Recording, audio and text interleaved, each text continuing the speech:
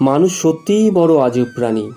মান এবং হুঁশ নেই এমন প্রচুর মানুষ আমাদের চারপাশে রয়েছে, যাদের দেখতে একদম মানুষের মতো, কিন্তু তাদের মুখটা মুখ নয়, ঠিক মুখোশ। তাদের কাছে ভালোবাসার মানে নিঃস্বার্থ ভালোবাসা নয়, তাদের কাছে ভালোবাসা মানে আমি তোমার কাছ থেকে কি পেলাম। যখন কোনো সম্পর্কের মাঝে এই ধরনের চাওয়া পাওয়ার হিসেব চলে আসে, তখন সেখানে হিসেবটাই থেকে যায়, ভালোবাসাটা আর থাকে না। সম্পর্কের মাঝে একে অপরের প্রতি সম্মান এবং ভালোবাসা থাকা বাধ্যতামূলক। কোনো সম্পর্কে এই সম্মান এবং ভালোবাসা ছাড়া টিকতে পারে না। কিন্তু সময়ের সঙ্গে সঙ্গে আমরা দেখতে পাই সম্পর্কের মাঝে অনেক সময় দূরত্ব বাড়ে, অনেক সময় ভালোবাসা কমে যায়, কিন্তু তবুও সম্পর্কটা থেকে যায়। তার প্রধান কারণ হলো প্রতিটি সম্পর্কের মধ্যে যদি সম্মান থাকে, তবে বিনা ভালোবাসাতেও সম্পর্ক সারা জীবন কাটিয়ে দেওয়া যায়। তাই ভালোবাসার থেকেও সম্মানটা অনেক বড়। সুস্থভাবে জীবন কাটানোর জন্য সম্মানটা খুব দরকার।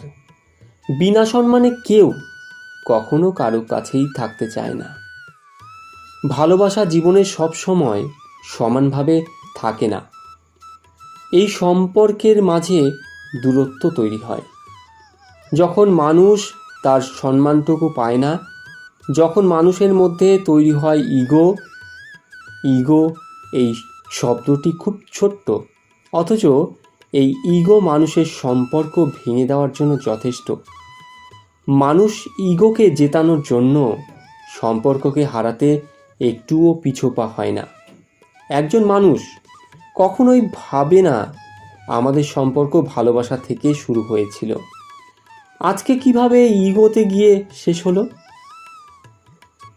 প্রত্যেকটা মানুষকে ভাবতে হবে কেন সম্পর্কের এত অবনতি ঘটছে। যদি ভালোভাবে বিচার করা যায়, তবে প্রত্যেকটি মানুষ লক্ষ্য করবে একে অপরের প্রতি সম্মান না দেখানো এবং একে অপরকে গুরুত্ব না দেওয়ার ফলে সম্পর্কের মধ্যে ইগো জন্ম নেয়। তাই ভালো সুসম্পর্ক বজায় রাখার জন্য সবার প্রথম মনে রাখতে হবে সম্পর্ককে প্রাধান্য দেওয়া। সম্পর্কের মাঝে অনেক ধরনের সমস্যা আসে। সমস্যা মানে সম্পর্কের শেষ নয়, সম্পর্ক মানে আবার নতুন করে উপলব্ধি গ্রহণ করা। পরবর্তীতে এমন ঘটনা না হয় তার প্রতি উভয়কেই মনে রাখতে হবে। সম্পর্কের মধ্যে সমস্যা মানে ছেড়ে চলে যাওয়া নয়, কারণ সম্পর্ক ছেড়ে চলে যাওয়ার নাম নয়। সম্পর্কের মানে সব কিছুর পরেও আমরা এক, এটাই শেষ কথা। সম্পর্ক যদি ছোটোখাটো সমস্যার জন্য সম্পর্কটাকে ভেঙে দিতেই হয়, তবে মানুষ কাকে বিশ্বাস করবে, মানুষ কাকে ভালোবাসবে, পরবর্তী প্রজন্মকে কোন শিক্ষা দেবে বর্তমান প্রজন্ম। তাই নিজের ভালো থাকার সঙ্গে সঙ্গে পরবর্তী প্রজন্মকে একটা সুস্থ সমাজ দেওয়ার লক্ষ্যে সকলকেই চলতে হবে, যাতে জীবনটা সামনে এগোতে পারে। জীবনে চলার পথে সব কিছু দেখতে নেই, কিছু না দেখে থাকতে হয়।